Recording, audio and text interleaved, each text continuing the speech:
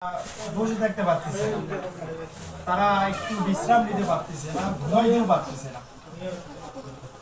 তো আজকে আমরা এজন্যই আল্লাহর কাছে শুকর আদায় করব যে আল্লাহ আমাদেরকে এখন পর্যন্ত ওই সমস্ত পরিস্থিতি থেকে আমাদেরকে হেফাজত রাখছে, হেফাজত রাখে এবং আমাদের ওই সমস্ত ভাইদেরকে যেন আল্লাহ সাহায্য করে।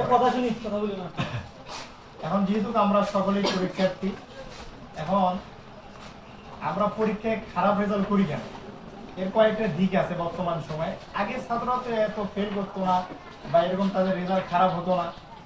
তো আমরা যখন পড়তাম তখন ডিডব্লিউ কলেজের একজন কেরানি আছে, তো আমরা ওনার বাসায় থেকে আমরা লেখাপড়া করতাম। তো আমরা যেভাবে পড়াশোনা আমরা তো আরবি লেখাপড়া করছি, উনি আমাকে একদিন বলে যে বাবা তুমি যেভাবে পড়তেছো, যেভাবে লেখাপড়া তোমরা করো আমি দেখি, এভাবে যদি তোমরা স্কুল কলেজে থেকে যদি পড়তা তাহলে তো প্রত্যেকটা বিভাগে বা প্রত্যেকটা সাবজেক্টে তোমাদের এ প্লাস করে থাকতো। যখন তোদের রেজাল্ট বের হতো তখন তোমরা গোল্ডেন পাই। তো আমরা দেখছি যে আমরা মাদ্রাসার স্টুডেন্টরা যেভাবে লেখাপড়া করি, কারণ আমাদের ওস্তাদরা আমাদেরকে মোবাইল এবং ঘোরাফেরা তো আমরা করি না, এগুলো আমাদেরকে করতে দেয় না। আর এখন সবচেয়ে মহামারী হচ্ছে মোবাইল। বর্তমান জামানার সবচেয়ে ক্ষতিকর হচ্ছে মোবাইল। যে মোবাইলে বেশি আসক্ত দেখবেন এই ছেলেটা বেশি, দেখবেন রেজাল্ট খারাপ হয়েছে বেশি। এজন্য আমরা যেহেতু পরীক্ষার্থী, পরীক্ষার দিক নির্দেশনা কিছু বলি। আমরা যখন পরীক্ষার হলে যাবো আমাদের কোনো ভয় ভীতি থাকা যাবে না। তো আমরা সবসময় একটা দোয়া করবো। আমাদের ওস্তাদরা যখন আমরা পরীক্ষার হলে ঢুকতাম তখন আমাদের ওস্তাদরা আমাদেরকে দোয়া শিখাইতো, আল্লাহুম্মা যাক্কিরনি মিনহুমা নাসিতু।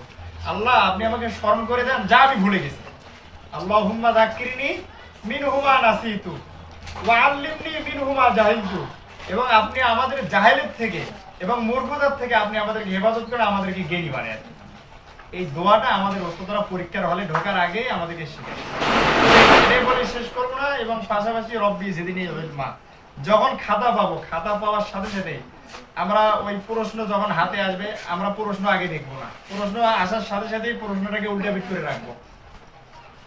প্রশ্ন আগে দেখা যাবে না, আগে আপনার খাতার যেগুলো কাজ আছে সেগুলোকে সারতে হবে। ওগুলোকে সারার পরে এই দোয়াটা পড়তে হবে, দোয়াটা পড়তে হবে, তারপরে প্রশ্ন দেখে বুঝে তারপরে আপনাকে লিখতে হবে।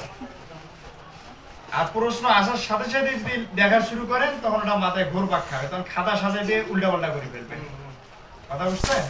এই জন্য আর বেশি থেকে বেশি এখন যেহেতু আমাদের পরীক্ষার সময় আমরা যারা মোবাইল ইউজ করি, আমরা মোবাইল থেকে বিরত থাকবো। মোবাইল